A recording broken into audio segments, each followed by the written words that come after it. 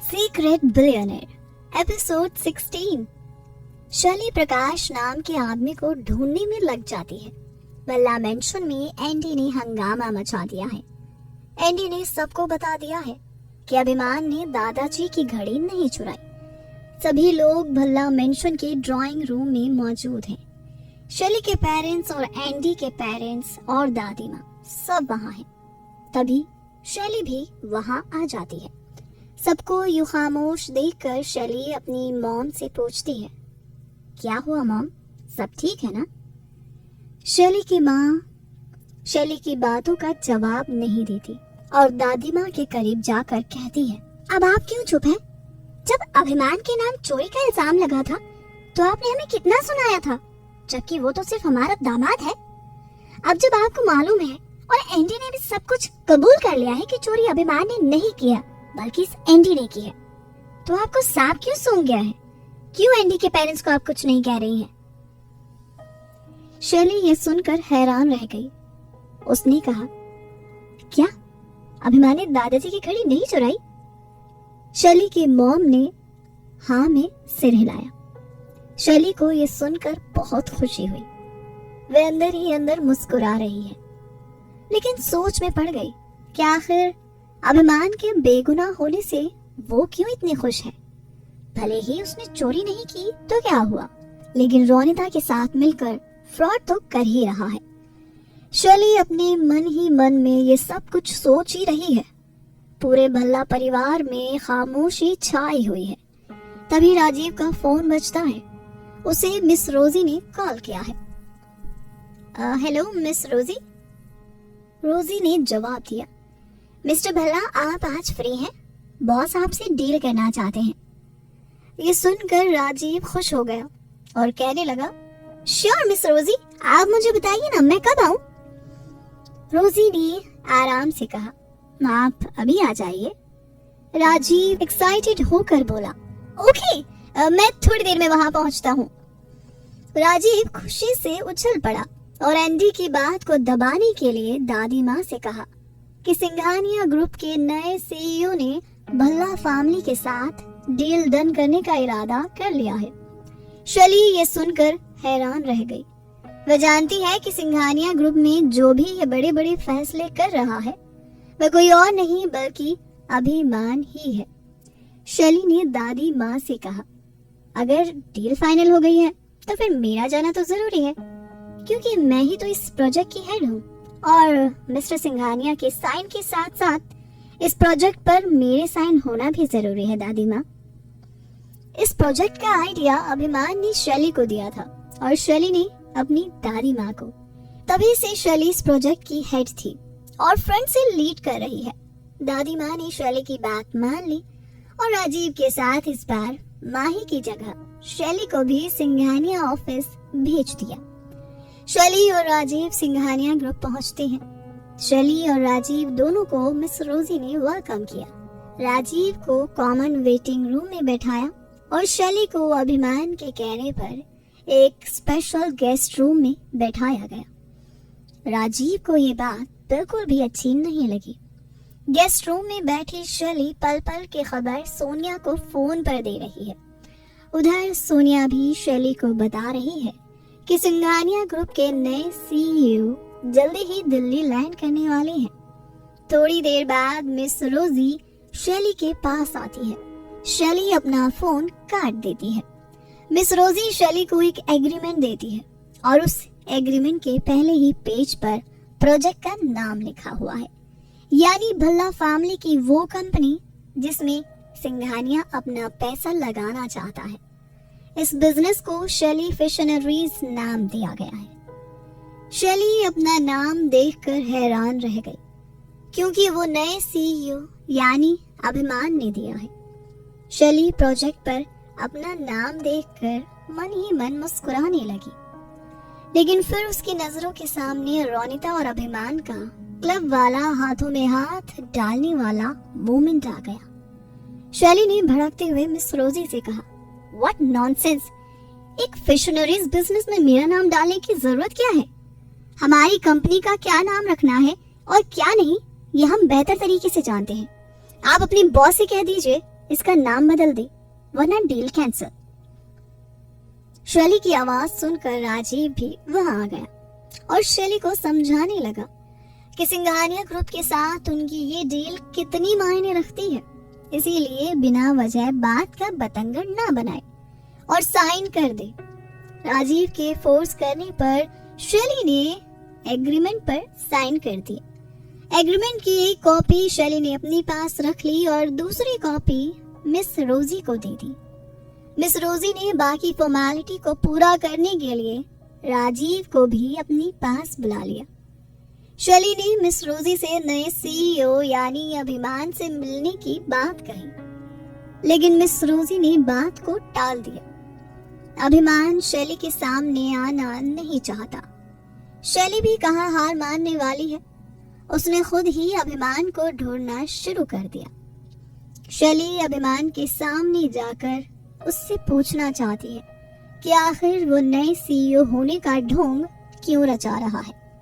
Singhania office में घूमते घूमते शैली अभिमान के कैबिन के सामने पहुंच गई। अभिमान के ऑफिस की वॉल शीशे की बनी है, इसीलिए कैबिन के अंदर का सब कुछ साफ साफ नजर आ रहा है।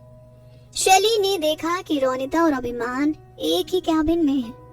अभिमान एक तरफ जहां जमीन पर गिरे कुछ पेपर्स उठा रहा है, तो वहीं रोनिता किसी राजा की तरह चेयर पर बैठी हुई पैर हिला रही है। कैबिन के बाहर ही छुपकर शैली ने कान लगाकर दोनों की बातें सुननी शुरू की।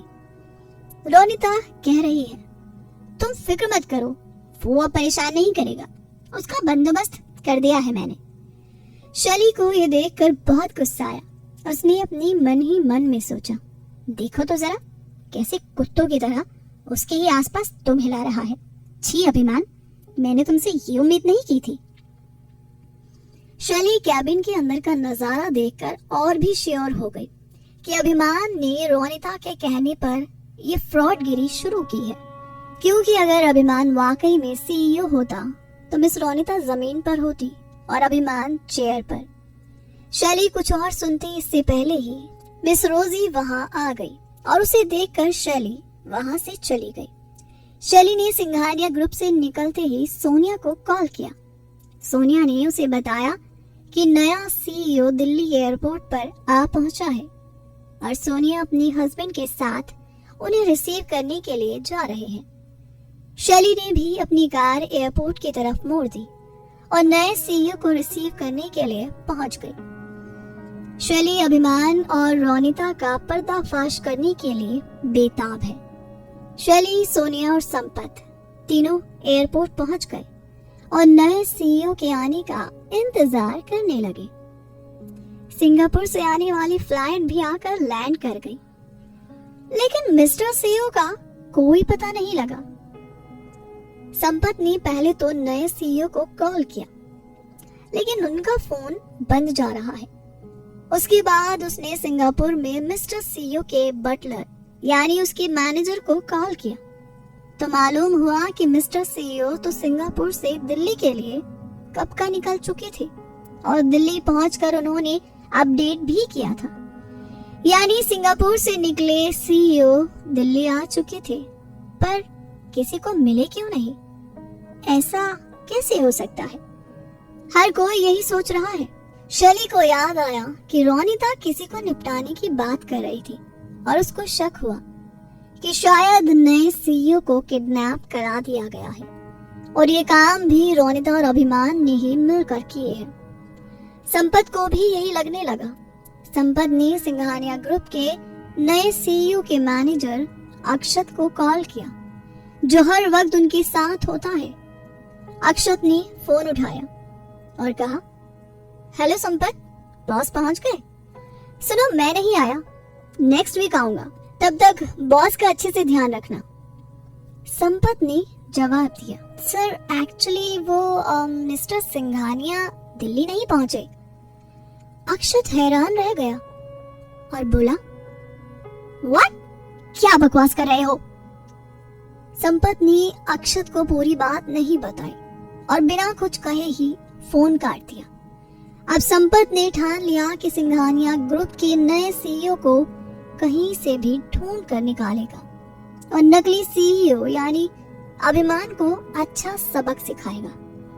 संपत ने शैली से कहा कि वो पुलिस में रिपोर्ट करे और अभिमान को जेल भेजने की तैयारी करे, जिस पर शैली ने कहा, सिर्फ अभिमान के नाम की ही क्यों? ये प्लान तो सारा रोनिता का है, अभिमान तो सिर्फ मोहरा है। संपत ने शैली को समझाया कि अभिमान के खिलाफ सबूत है, लेकिन रोनिता के खिलाफ नहीं। शैली इस बात पर राजी हो गई और सीधा पुलिस स्टेशन चली गई। वहीं दूसरी तरफ शैली ने प्रकाश को ढूंढने के लिए भी कुछ लोगों को लगा दिया था। प्रकाश वही है जो संपत के लिए काम करता आया है और पिछले कई दिनों से गायब है। शैली पुलिस के साथ सिंघानिया ग्रुप जा पहुंची और सोनिया के साथ मिलकर वहां अच्छा खासा सीन क्रिएट किया। अभिमान शैली से छुपता फिर रहा है। रोनिता शैली की आवाज सुनकर ऑफिस के मेन एरिया में आ गई और शैली से पूछा, तुम्हारी प्रॉब्लम क्या है आखिर? शैली ने रोनिता को इग्नोर किया और कहा, तुमसे बात करने में मुझे कोई इंटरेस्ट नहीं है, इसीलिए बिना मेरा वक्त खराब किए अभिमान को मेरे सामने ले आओ। अब उसे छुपने की जरूरत नहीं है, मैं सब जानती हूँ।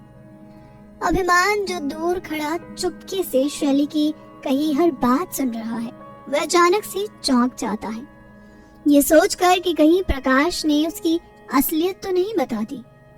शैली ने पूरे ऑफिस के सामने शोर मचाना शुरू कर दिया और एक तस्वीर अपने बैग से निकाल कर कहने लगी, ध्यान से देखो इस तस्वीर को।